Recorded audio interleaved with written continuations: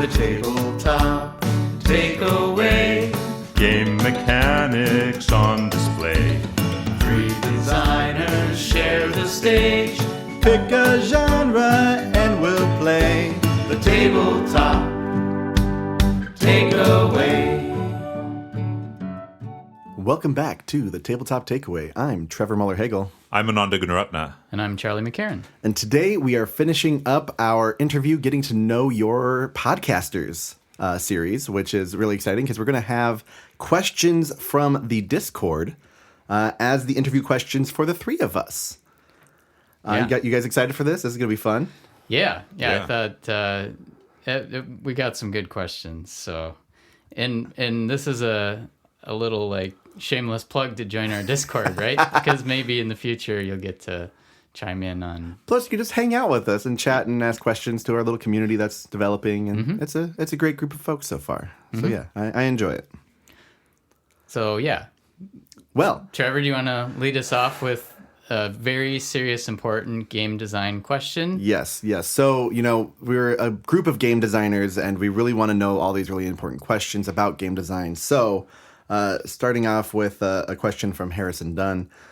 Who would win in a fight, Shrek or Donkey Kong? I mean, I'm pretty sure it's Donkey Kong, right? Shrek is an ogre. Donkey Kong is like a gorilla. It's true.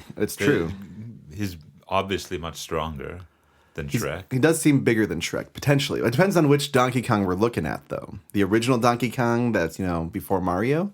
Maybe. He's throwing barrels. He's doing all sorts of stuff. Yeah.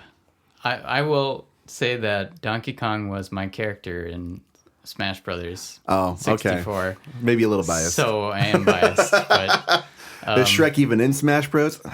Nope. Can't even make the cut. Maybe my greatest, to tie it into fun game design moments, like when I realized in Donkey Kong 64 that you could grab someone and then pick them up and walk with them. Yeah. That was the highlight of childhood video gaming when we all just played. And none of us realized you could break out of that, but we just grabbed each other and just ran jump off the edge. Yeah. So.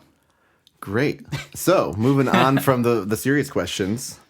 This is going to come from Juggler 3702. What genre, mechanic, style of game do you find most challenging to design? I mean, I think for me, it might be social deduction games.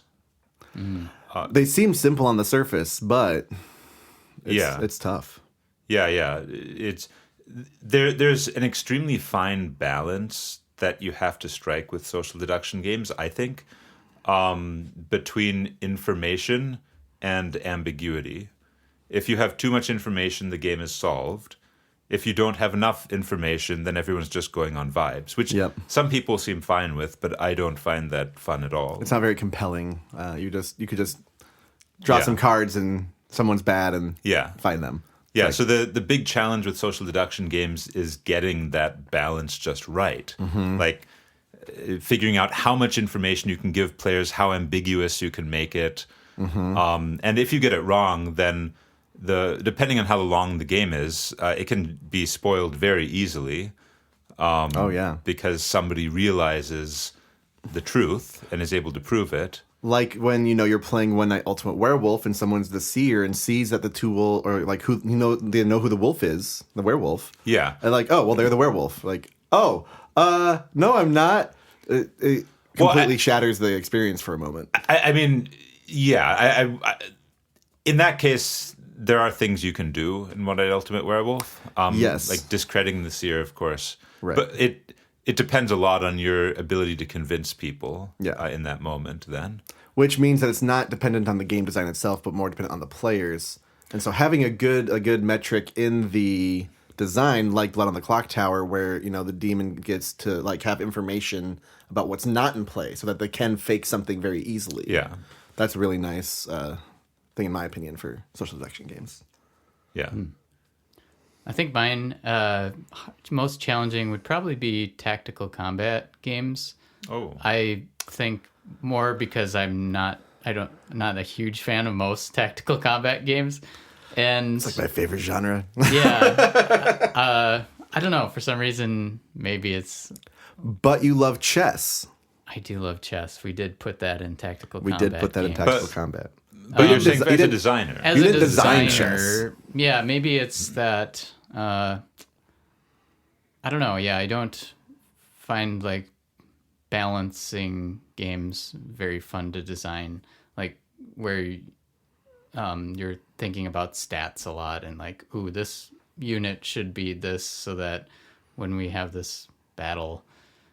I don't know. That's. I guess I haven't really tried it, so It's intimidating. that's challenging. Yeah. In that sense. I would probably lean towards deck builders and making them fun and engaging, but not copy something that already exists, because there's so much out there already. And trying to I tried to do a deck builder for a while, and I had a really hard time being novel and still have enough familiarity with the system to I could not strike that balance really easily. I still really want to make a good deck builder, but all of my deck builders have become different games since then. All right, so let's move on to the next question here. This is from Kenny Z3513. At what point in the design process do you start considering the arc for the game, and how do you craft it? This is a very great question. It's a good from question. Kenny. Yeah. It's very abstract and can be difficult to answer potentially, but I think it's a great question to ask yourself as a designer. Yes. Because often I don't think about the whole game arc. Yeah. And I think thinking about how the game ends is really important. Like what's the Yes. feeling you want players to have at the ending? What have they been leading up to something? Or is it the punt version is, the game ends after 10 turns and then Right. count your points. yep. I mean, I guess, thank you for the question, Kenny. I guess one thing that I think of, not so much, I don't think so much about the arc explicitly, but rather about what's changing over the course of the game.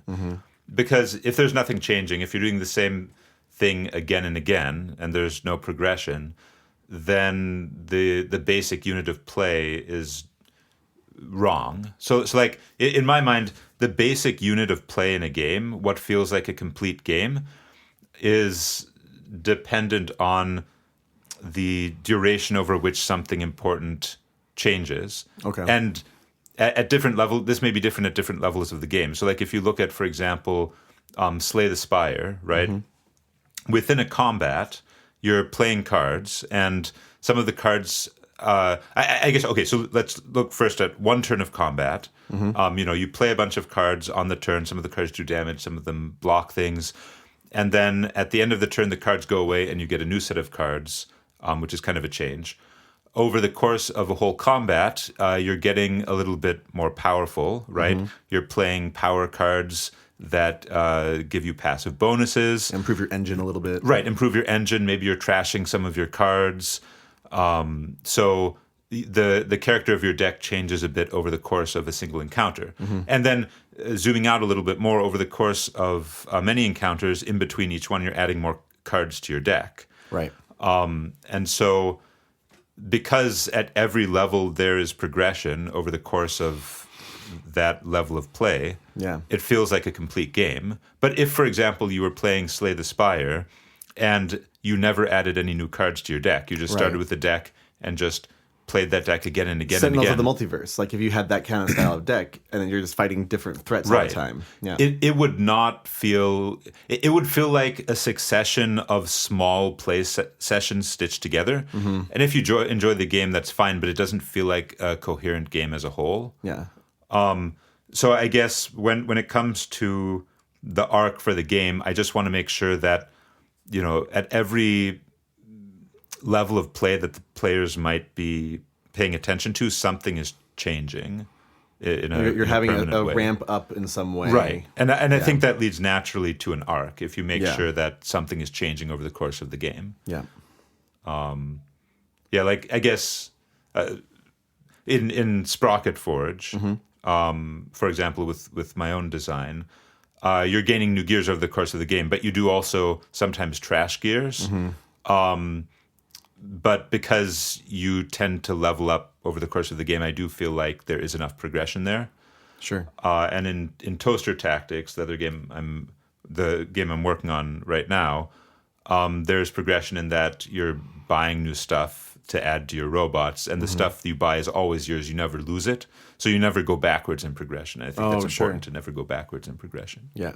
Yeah, and just to throw it out there, in Dungeons & Dragons, they used to have negative levels from creatures, and it was the most frustrating thing, because like it could take you a few sessions in those later levels to just gain a level, and that's 12 hours of work then, and you just lost it. It's like, oh, what? Yeah. What?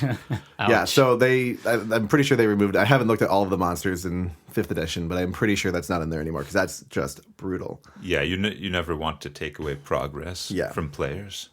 That's not good. For me, I start considering the arc probably around the point that I know that the system is working, because I always do like make sure the core of the system works. I don't have an ending normally when I start. I just want to know how the play works, if the play is as I imagined it, or if it's if there's anything I can easily change to make that better. And so the arc starts to come through, and then I try to adapt the game to kind of player expectation of like, oh yeah, think we should have been done like 5 turns ago. It's like, oh, that's much different from what I imagined. Okay, so then I start kind of figuring out where the arc should be based on that kind of feedback from people. Cool. From Rabid Angel, we have, how do you know when a design is finished? Whether it's now ready for pitching, selling, putting on the shelf, etc. Well, okay, I suppose one answer to this is that a design is never really finished. Right. But as you go through playtest again and again and again, at some point you get to a point where your notes have very little in the way of changes that you feel that you need to do. And at that point you kind of have to tell yourself, okay, let's stop here and, try to figure out what we want to do with this, whether it's publishing it or shelving it. But continuing to work on it is probably not going to be productive, because we're not seeing any more changes here. Right. If you're just changing one number on one card in like a deck builder or something, it's like, well, right. Okay, this could probably be moved along. Yeah. So if you're good about taking notes on playtests and what changes with each playtest, you will eventually start to see the delta between versions get small enough that it's time to stop. Yeah. Yeah, and I think for me personally, I've been really bad about giving myself like a goal or an endpoint for my design, and I think that can be really helpful. Like as soon as you have the design in your mind and you're trying to get it in that direction, once it starts to take more or less that full shape, then I think it's time to like carve it away, get everything kind of buttoned up to how you imagined it would be. And does it work? Do people enjoy it? Is it really enjoyable or not? Then you kind of use that as a metric, like, okay, do I shelve this? Do I pitch this? Like, am I really still excited about this after putting who knows how many hours into the development of it, right? Yeah. And it's really hard, when we do have a lot of time sink into a project, it's like, well, we have to publish it now because we spent so much time on it. We have to publish it. It's like, oh, no, don't do that. Like, shelve it for a while if not, it's not getting great feedback from folks. But, just having the determination to publish the game can mean that you have it, and then you print it, and then no one buys it. And I've had a few friends in the past that have done that, and it's really, they've both stopped designing after that, because that just tanks your entire motivation and your bank account, et cetera, et cetera. So, yeah. I think for me, I think of like, different stages of finished. Like, okay, this is finished enough that I want to make a how to play video, rulebook polished, and then pitch it, and then like leave it with publishers for a while. And I have a bad habit of changing games like continuously if I keep thinking about them. So I almost have to like, okay, maybe it's out to publishers. I'm intentionally going to stop thinking about the game so that I don't want to keep spinning the wheels and Because, maybe sometimes publishers are like, well, we like that version, so why would you change everything about it after you sent it to us?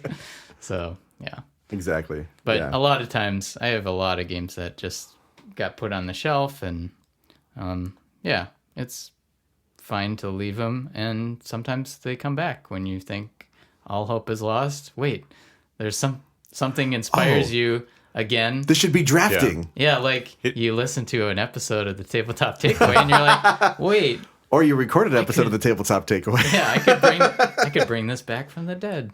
Yeah.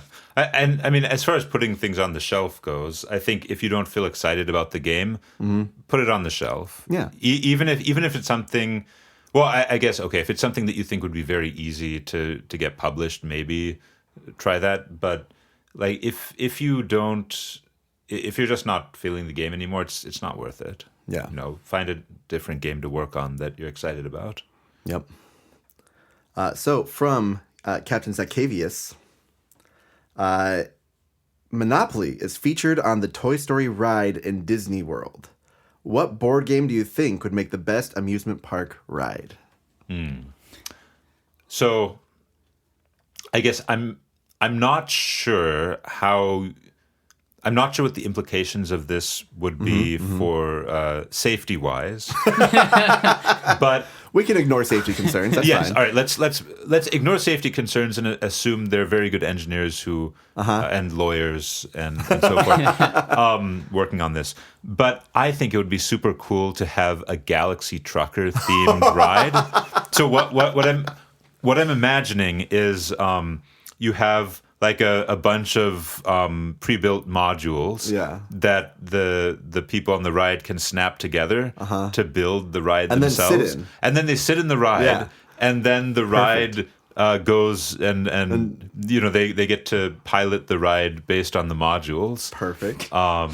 And their friends in the other habitation modules get broken off, and you're like, wait, who gets to... I'm imagining something like a gigantic bumper cars arena, like just a really big one. Oh my God. and so everyone builds their spaceship, and then you get into your spaceships and you go and bump into each other.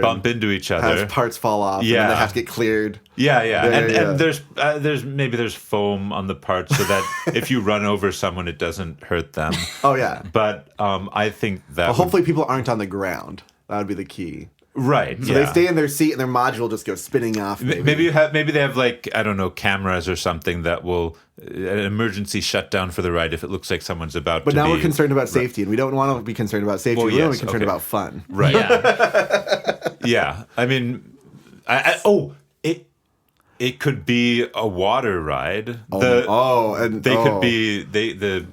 ships could be on the water. That's my idea, though. Oh, I'm sorry. No, well, okay, so I was looking at my game collection, and I thought that the best might be Captain Sonar. And you're in subs, teams in subs, and, playing out Captain Sonar. You don't know exactly where they are, and then you surface and next to each other. You see like, oh, they're over there. Okay, go back down. Yeah, maybe it's like a maze. Maybe it's not actually water, but you're like navigating a maze and trying to... Are there any amusement park rides that do involve being in something similar to a submarine? Having people underwater for a ride might be a liability issue. Maybe. I mean, we do a lot of other things with people in amusement parks, so maybe not. That would be so fun. Yeah. Just being in an underwater ride. Wouldn't that be... There's got to be something... There must be. But I've never seen any ride like that. Well, whoever's out there designing theme park rides, let's make it happen. Captain Sonar. I'm struggling to find... my first thought was Ticket to Ride. That would be just a very boring game going across the country. Or not game, but ride. It could be like the kiddie ride. What if the people build the tracks? More like... what's the video game we played? Unrailed. Unrailed, yeah. A real-time Unrailed. Real live-action Unrailed. It could be the trolley problem. Game. I think there might be more liability concerns with that one. I would. I think there's a trolley problem game, isn't there? There Yep, is. there There is. is. It's Yeah. by, It's pretty morbid. Yeah. yeah, It's great. Cyanide and Happiness. I Yeah, think. yep. Yep. All right. So next one is from Tobias.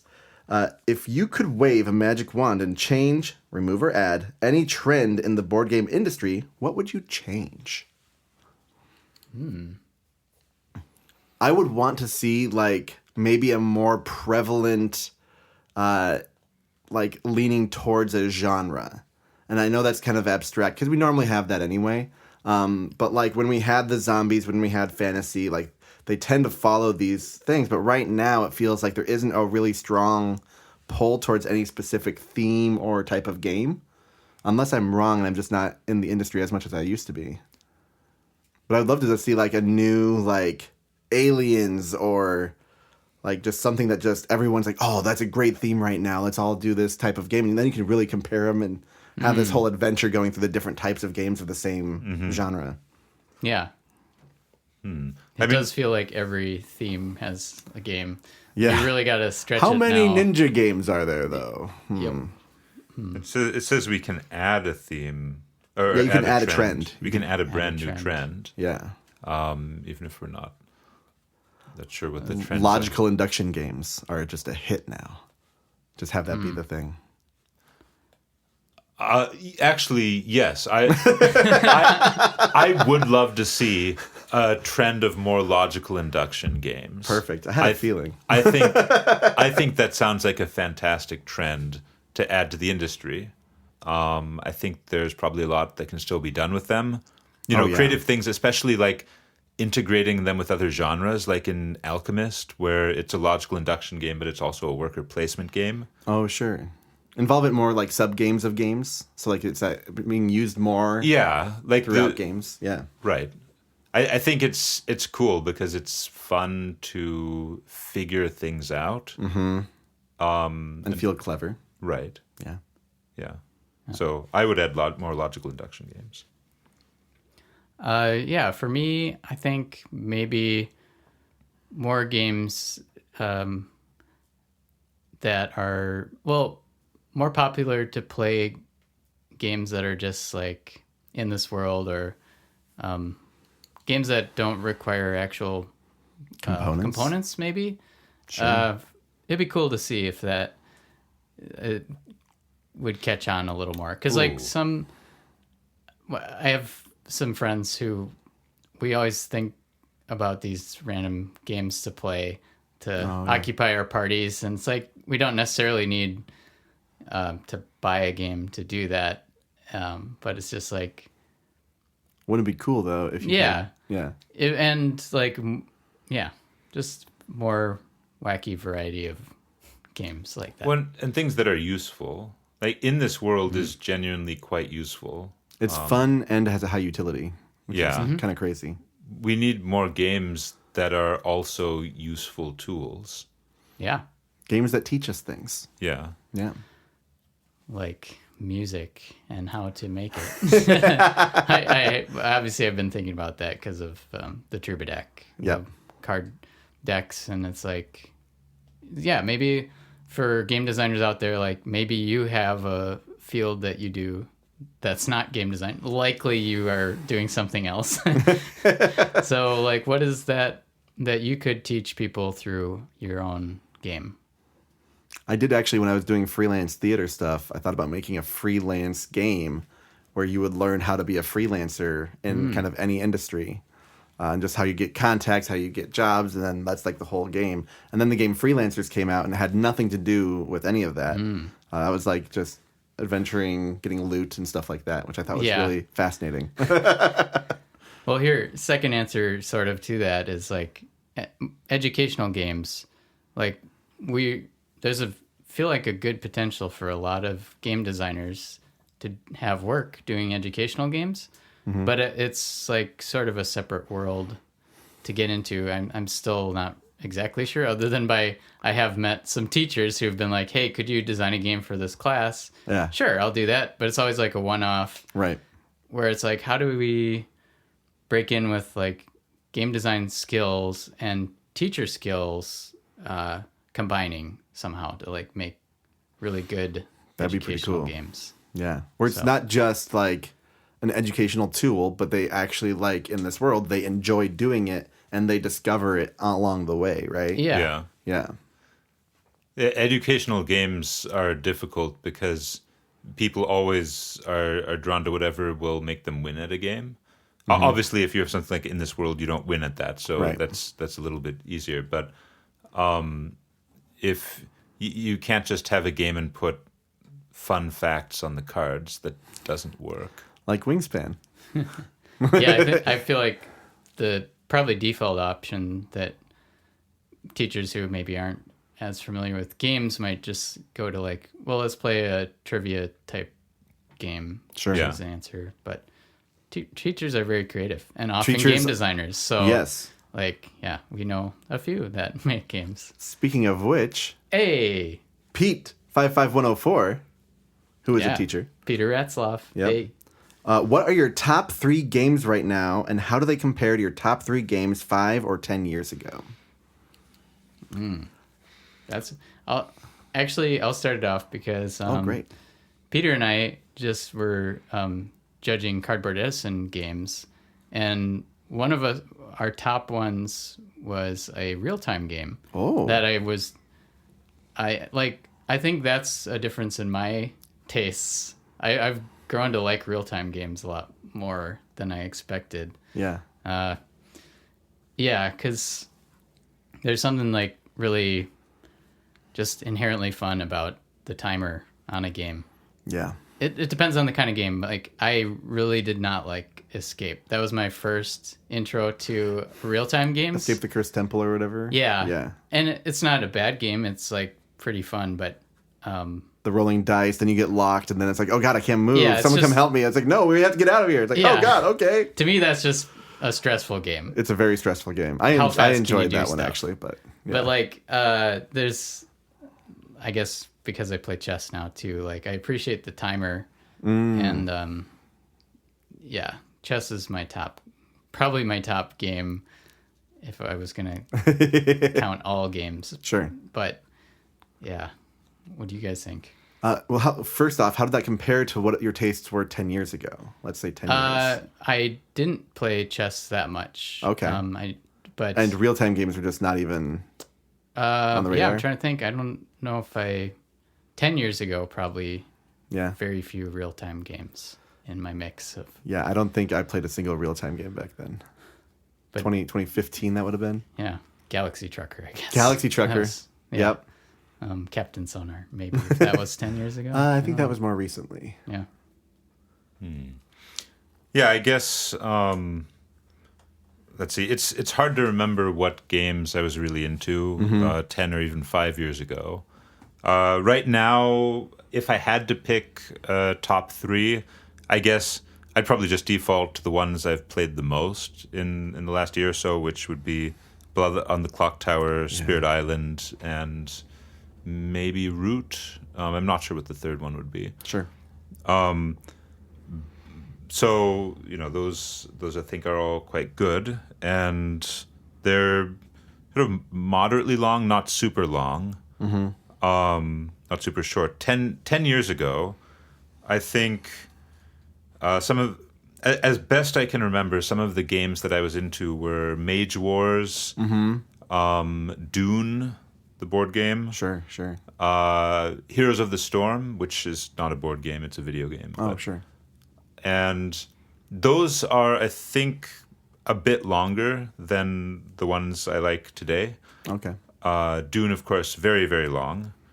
Mage Wars can also be quite long, and Mage Wars is very complex. There's a lot of setup. Like, outside of the game, there's a lot of preparing your decks of cards to play the game.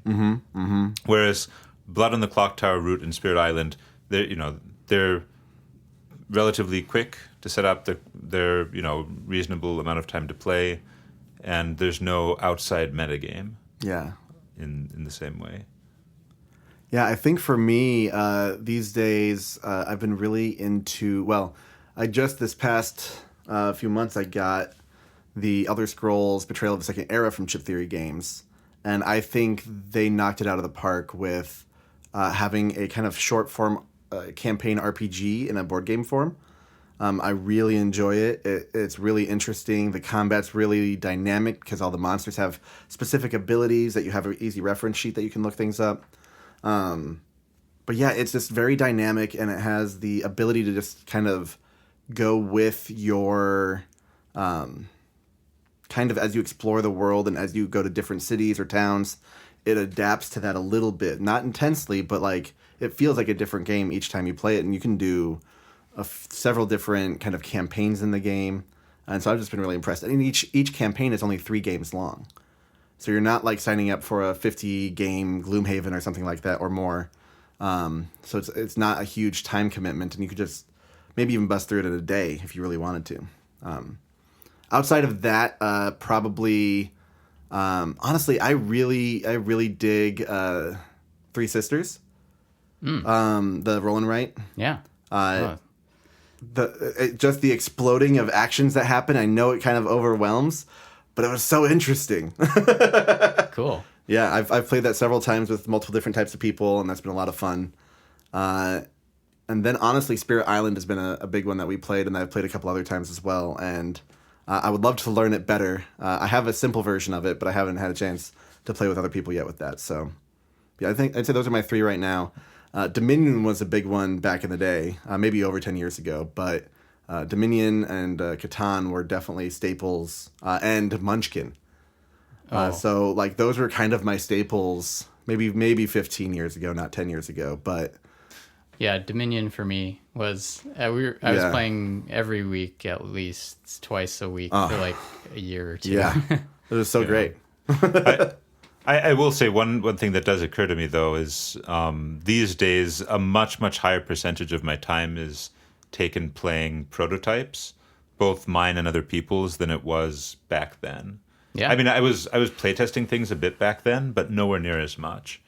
And these days, you know, I say I play Blood on the Clock Tower and Spirit Island more than other games, but honestly, I don't play them anywhere near as much as I just play prototypes. That's most of what I do these days. Mm-hmm. Yeah. All right. So next question is another from Harrison Dunn. Maybe a more not Shrek versus Donkey Kong question. If you could design and publish for any IP, which one would you choose and why? Any IP? IP.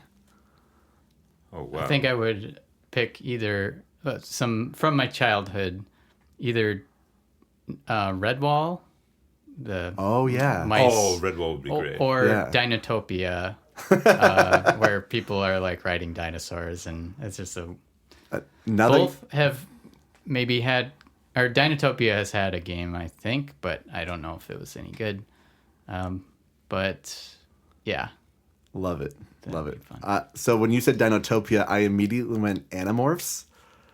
I don't know why. Nice. Okay. Unless like if you could have like everyone's human, but then they could transform into like asymmetrical creatures that could do different things. Yeah. To solve different puzzles. I was just like, oh, that sounds like a fun time. for non-millennials who haven't read Animorphs, the key selling point was that the whole book was also a flip book in the corner. You could see the human evolve into the creature animal. Which is also the cover of the books of them just changing shape into whatever creature it is. I mean, okay, you say that's the key selling point, but I read them as a kid. Yeah. And I remember them being quite good. Yeah. Okay. And maybe if I went back now, maybe I wouldn't be as interested. But I loved them. I thought they were very good. Like, I think did they have a TV show too? I thought they may have had a short-lived TV show, but maybe I'm imagining something else. But yeah, I was very into Animorphs as a kid. I read all of the books. I owned most of them, and yeah, I thought they were pretty great. What would an Animorphs game be? Well, I mean, that's we didn't answer. Sure. There have been many Animorphs games. That makes sense. I have played some of them. Video games or video games. Okay. I think it could be cool to do something a little bit like XCOM, right? Oh, fascinating. I mean, Animorphs is about tactical RPG about Animorphs. Well, it's perfect. It actually is. fits perfectly when you think about it, because first of all, thematically, it is a story about fighting off an alien invasion. True. And not only that, but one of the weird things about XCOM, kind of weird thing, is you're this organization fighting off an alien invasion, and you go one skirmish at a time. Mm-hmm. And it's like, okay, well, shouldn't you be fighting them in multiple places at the same time? Right. Can you really fight them off one place at a time? But the whole story of Animorphs is about a tiny group of teenagers fighting off the Yeerk invasion one mission at a time. Right. Like, they're only a couple of people. They're only a handful of people. They can't be in multiple places. And each book is them doing a specific thing. Yeah. So it would fit very naturally into the feel of the story, to have a game where you go and have a series of missions where you control your Animorphs and have them fight the aliens, and then you can have fun morphing technologies and abilities and whatever. But and then improve them with an RPG element. Yeah. And it's kind of asymmetric in an interesting way, because the aliens have ranged weaponry and you probably do not. Yeah, so you're an animal or a human. Right, you need to make use of stealth, but then you can all of your characters can also, of course, acquire the enemies and then transform into them, so there could be also sort of a stealth aspect. Ooh. Like if you ever I don't know if either of you ever played Commandos, the computer game. Not Commandos, no. It's sort of a puzzle game about killing a lot of soldiers one at a time using stealth mostly. One of the characters is the spy who can disguise as enemies and just walk through their camp in the open. So I'm imagining in an Animorphs game, all of your characters could just do that. They could transform into enemies and pretend to be them. And you have got like time limits built in, right? You can only stay in a morphed form for so long before you have to turn back. There's a ton of stuff you could play around with in an Animorphs XCOM game, I think. Absolutely. I would absolutely play that game, 100%. I would not even... If I just saw it, I'm like, oh yeah, I'm buying that. Yes. So are you joining me on the Animorphs IP? I mean, I think I've talked myself into it. Yeah, perfect. I would absolutely do an Animorphs tactical. a turn-based tactical combat game in the style of XCOM. Perfect. Similar. Yeah, absolutely would play that. All right, just a quick question then from Rabid Angel as well. And this is for Charlie. He wants to know who sings the octave up major third on the closing chord, and what percussion instrument you pan around in the second line. Oh, that's so specific. That's awesome. I cannot answer that question. Thomas? Yeah. Yeah, yep. Okay. Cool question, Thomas. I think I am doing that third harmony up high. The tabletop, take away. Oh. And percussion instrument, probably just a random sound I found on my computer, but I'm glad you noticed the details of that. Yeah. So then another question from him as well. Number one game you wish you had thought of? Oh, that is... Oh, wait, is that easy? Well, okay, it's somewhat easy. Honestly, there are a whole list of games that I wish I had thought of. Yeah. But I think the one that most comes to mind is probably Root. Because I've probably talked about this before, but back in college, I was really into Dune, the board game. Yeah. And I always thought, oh, well, the asymmetry is so cool in this game. I want to make a game like this with this sort of radical asymmetry, but I want it to be shorter. And so I tried a few different ideas, and they didn't work out very well. And then years later, when I encountered Root, I was like, okay, this is exactly what I was looking for. This is radical asymmetry, but still accessible and but playable in a very short amount of time. Mm-hmm. So Root is basically exactly what I wanted to design back then when I was really into Dune. So that is, I would say, the number one game I wish I had thought of. Good job, Leader Games. Yeah. For me, I always respect like super simple games that are new though. Like, so two that come to mind. So Clover. Oh yeah. Just very clever. And Wavelength also because like Wavelength has spawned a whole genre of games. Maybe I don't know where Wavelength came from. Maybe there was something else before it, but Sure. Yeah, I've definitely used that mechanic in a game of mine too.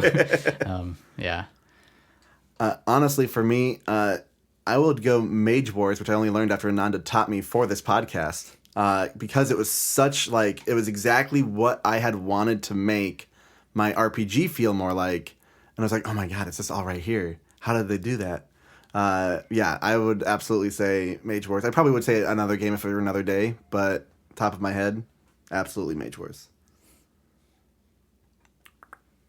All right, if we could play some waiting music as I find the next one. Okay, so another from, I don't know if it's Tobias or Tobias. Tobias? Trevor Kirchner. I know who you are. Okay, it's going to be a multi-part question, and it's about the podcast specifically. Okay. How would this show change if it was a video or live stream as opposed to just audio? And I'll ask the second question later. If it was a video or live stream, Yeah. I mean, I guess You would be able to see what we were talking about, which is good. we could point at things. We could point at things. You could see cards we were referring to. On our end, it would change things substantially. I think it would be more difficult for us, It wouldn't would be... As a video professional, there's a reason we've talked about it, and Yeah. I've decided like I don't think it's worth the effort of getting 2 to 3 cameras set up so you can see the game. Like the advantage is you can see the games we're talking about, which I was nervous about starting a podcast where we have to describe how the games work. Yeah. An audio podcast. Like I didn't think that was a great idea to just like describe games, but actually I think it works decently. And the fact that we pick games that people have maybe played before, at least like half of them. I haven't heard any complaints. Yeah. So far, no complaints. I haven't heard any complaints, but I have heard people that it would be great if we did have video. If we did, yeah. Yeah, absolutely. But I think it would take a little hit on the audio end because we'd be like showing things and having to describe them. And maybe that's a skill we could pick up as time goes on as well. Also, if we became dependent on the video to support what we were saying, then people wouldn't be able to listen, in the car or so we would be less descriptive with the audio, and so you'd get less of the information if you're just listening. Which to the means audio. it wouldn't be as appealing to people who just want a podcast. Sometimes people don't want video. Well, and a lot of people. Some people might not want to see me in my pajamas because I can just wake up in my house and who knows? Yep. I will say though that like I've heard a lot of people listen to us when they're walking somewhere or driving somewhere.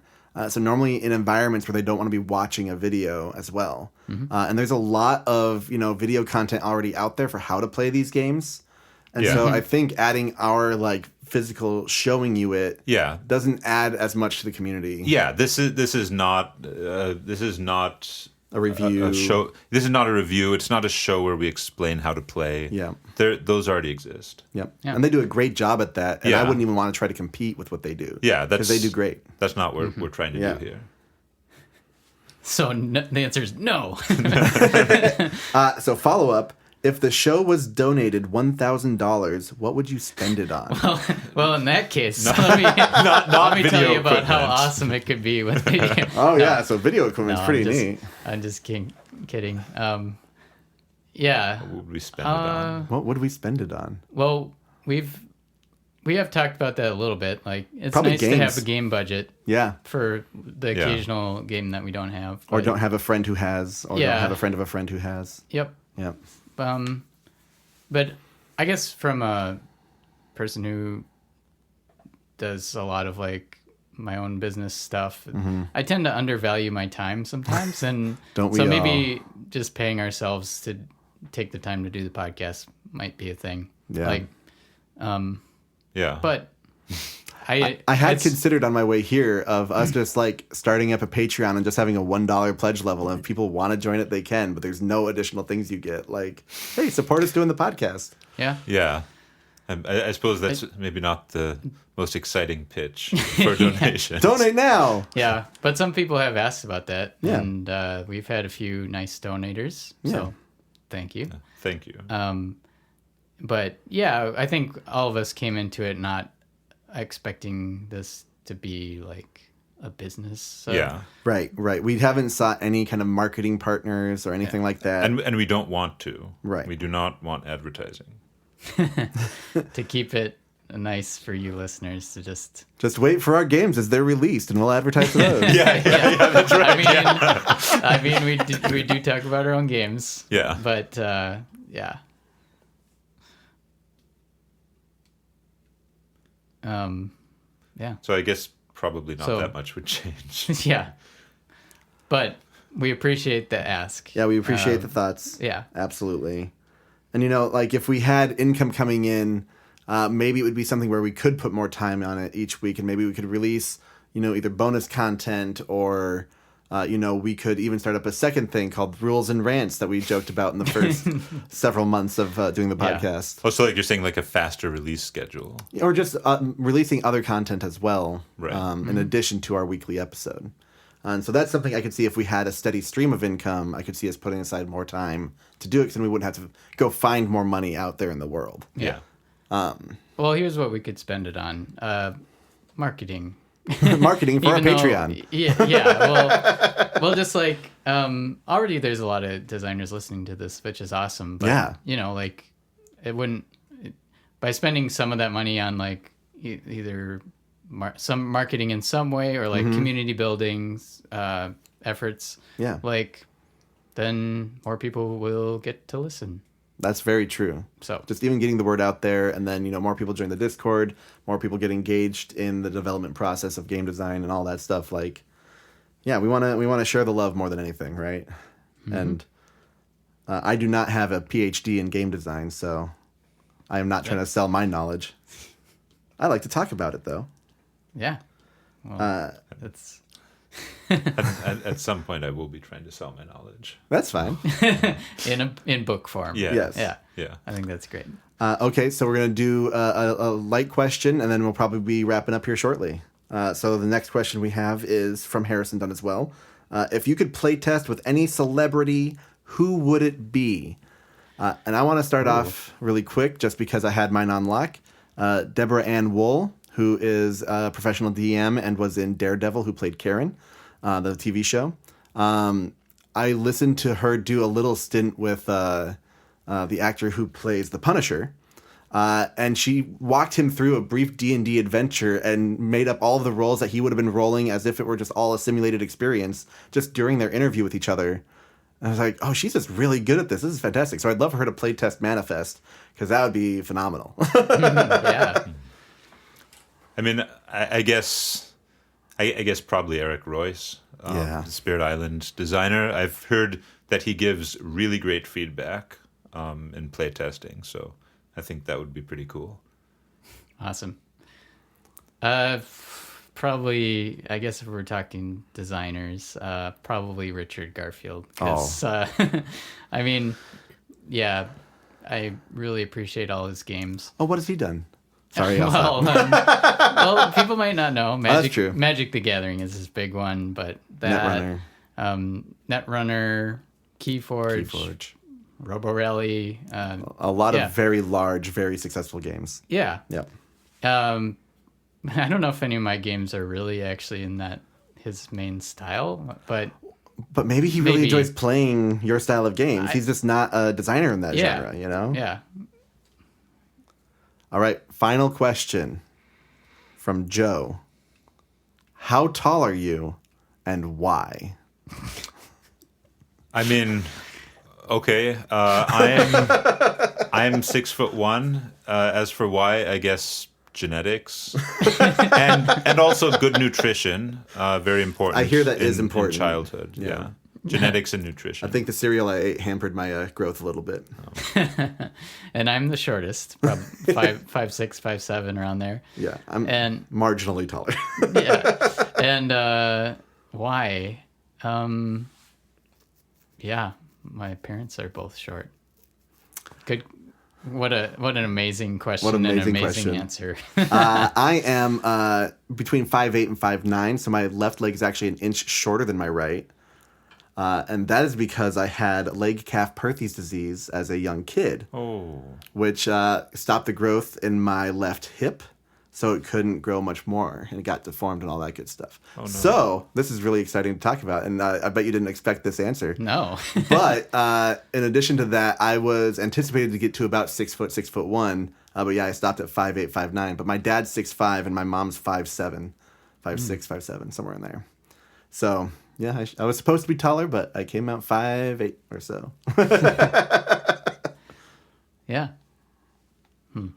Awesome. Well, I think that covers it for our That's question. the last question. Yeah. All right. We want to do another There one? we go. I think I might have one more. Is there? Well, We can end on a funner note. Or let's see here. Are we supposed to have takeaways for this episode? Or... takeaway. Listener questions are fun. We should do another episode sometime in the future. Yeah, that seems like a fun way to engage with the community. Mm-hmm.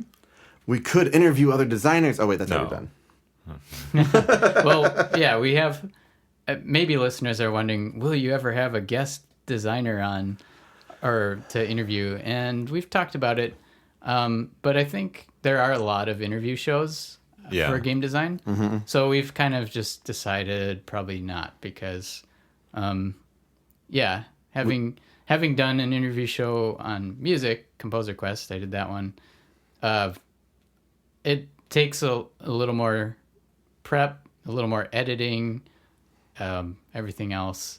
Yeah. And I don't know, like, it's cool to hear people's backgrounds, but if we were to have a guest designer on, I think I would just skip all that and be like, all right, let's just get down to the details. Let's talk about game design. Yeah. Yeah.